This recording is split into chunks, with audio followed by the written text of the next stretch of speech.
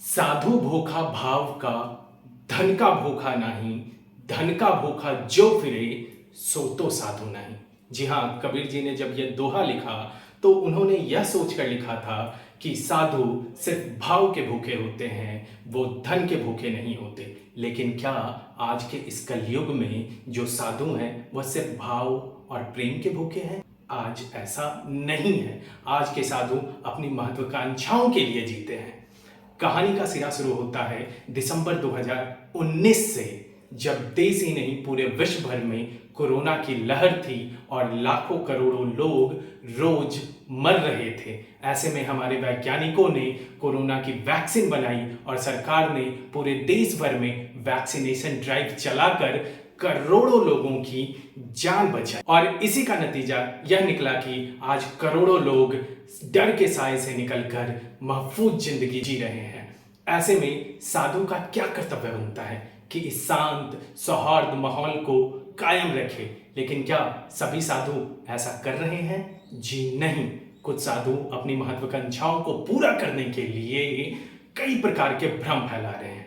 ऐसे ही एक बाबा हैं, बाबा रामदेव, जिन्होंने ना केवल अपने नाम को देश और विदेशों में फैलाया, बल्कि इन्होंने योग की और उसकी साधना और फायदे विदेशियों को भी बताकर अपना मुरीद बनाया। आज देश ही नहीं बल्कि विदेशों में भी इनके लाखों करोड़ों फॉलोअर हैं। और इसी योग का फायदा उठाकर योग के बीच में स्वदेशी का अलापा इन्होंने और अपनी कंपनी के साबुन, सर्फ, मसाले, कपड़े और दवाइयां बेच बेच कर अपनी कंपनी पतंजलि को 40,000 करोड़ का बना दिया।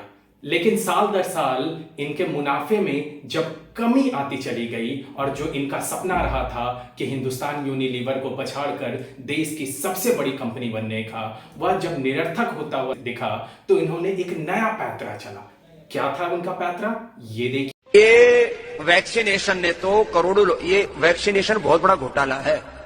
जरूरी था या नहीं था? और उसके बाद कितने लोगों को हार्ट अटैक से लाखों लोग मार दिए इन्होंने, करोड़ों लोग। जितने कोरोना से नहीं मरे उससे ज्यादा लोग कोरोना की वैक्सीनेशन के बाद हार्ट अटैक से मरे। और ऐसे मरे, टपाटप वरमाला पहनाई और उधर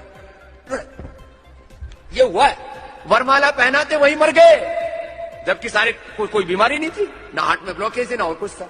कोई स्विमिंग पूल से वापस नहीं लौटे, कुछ दौड़ते दौड़ते मर गए, बच्चे क्रिकेट खेलते खेलते, खिलाड़ी, कोई पुलिस की कोई फौज की भर्ती में गया, वहीं दौड़ते दौड़ते वहीं मर गया। ये वैक्सीनेशन के बाद हार्ट अटैक हो रहा है, वैक्सीनेशन के बाद आंखें चली गई, वैक्सीनेशन के बाद लोगों के कान खराब हो गए, वैक्सीनेशन के बाद शुगर हो गई, वैक्सीनेशन के बाद पैरालिसिस हुआ है, वैक्सीनेशन के बाद सफेद दाग हुए हैं, वैक्सीनेशन के बाद लोगों को अर्थराइटिस हुआ है, और जिनके लिवर किडनी फेलियर और कैंसर था, कैंसर रिकरेंस हुआ है। जिनको मैंने लिवर किडनी ठीक कर दिया था वैक्सीनेशन करा के फिर दोबारा खराब करा लिया। ऐसे कितने उपद्रव हैं।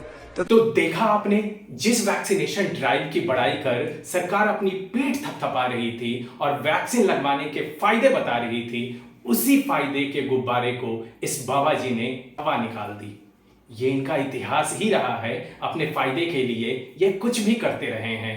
कांग्रेस के शासन के दौरान अपने बिजनेस को बढ़ाने के इरादे से इन्होंने काला धन का राग अलापा, बाद में स्वदेशी का राग अलाप कर अपनी कंपनी पतंजलि को 40,000 करोड़ की कंपनी बना लिया। और अब जब उसका लाभ प्रतिशत गिरता जा रहा है तो ऐसे में इन्होंने अब वैक्सीनेशन ड्राइव को भी एक हथियार के तौर पर यूज किया। तभी कहा जाता है सत्यता जांच कर साधु की, तभी पूछिए ज्ञान, क्योंकि इस कलयुग में अज्ञानियों का बढ़ गया है सम्मान। अब तय आपको करना है कि वैज्ञानिकों और सरकार की बात माननी है या इन जैसे बाबाओं की, जो कि तरह तरह की भ्रांतियां फैलाकर अपना फायदा निकालना चाह रहे हैं। आप हमें कमेंट बॉक्स में कमेंट कर बताएं कि आप सरकार और वैज्ञानिक की बात मानेंगे या फिर बाबा रामदेव।